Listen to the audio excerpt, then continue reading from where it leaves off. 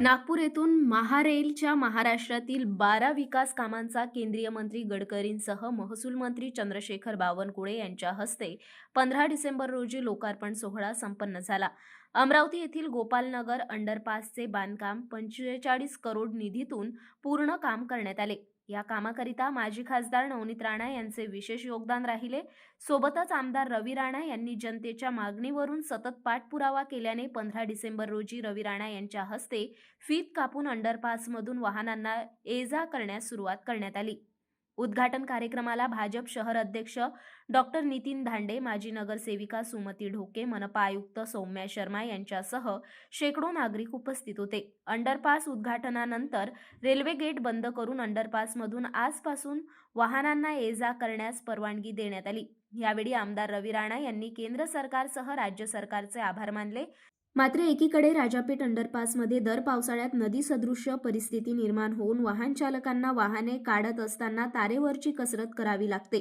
तशीच अवस्था नव्याने निर्माण झाल्याने गोपालनगर अंडरपासच्या आत तर होणार नाही अशी अवस्था अंडरपासच्या आत बघितल्यानंतर दिसून येते।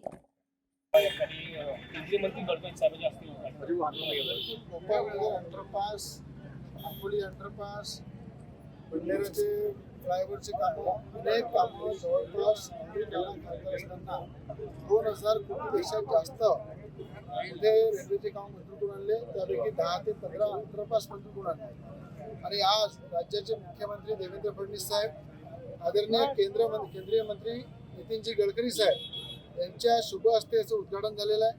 आम्ही सगळे या उद्घाटनामध्ये गोपालनगर अंडरपासमध्येच या ठिकाणी उभं राहून त्या उद्घाटनाच्या पूर्ण कार्यक्रमात सहभाग घेतला। वारंवार एक आमदार म्हणून याचा पाठपुरावा केला। या कार्यक्रमाला उपस्थित भारतीय जनता पार्टीचे अध्यक्ष नितीनभाऊ धांडे या ठिकाणी उपस्थित होते। भाजपचे नेते सुनीलभाऊ काळे या ठिकाणी उपस्थित होते। व्यवसाय पार्टीच्या नगरसेविका सुमतीताई ढोकेताई उपस्थित होत्या।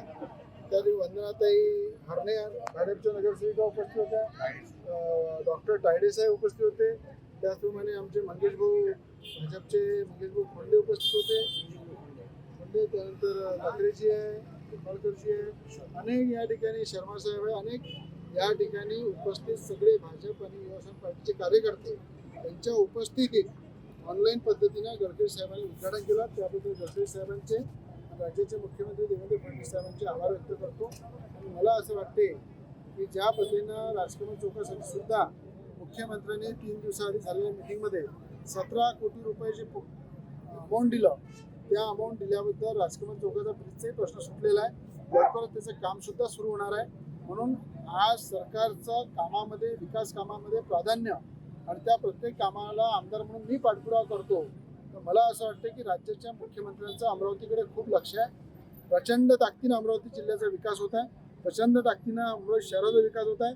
अमरावती महानगरपालिका व भारतीय जनता पार्टीचा झेंडा फडकल्यानंतर त्या ठिकाणी भारतीय जनता पार्टीसोबत व्यवसाय पार्टी सुद्धा आहे, एकनाथ शिंदेची सेना सुद्धा आहे आणि भारतीय जनता पार्टीचाच महापौर त्या ठिकाणी आम्ही सगळे म्हणून बनवणार आहे।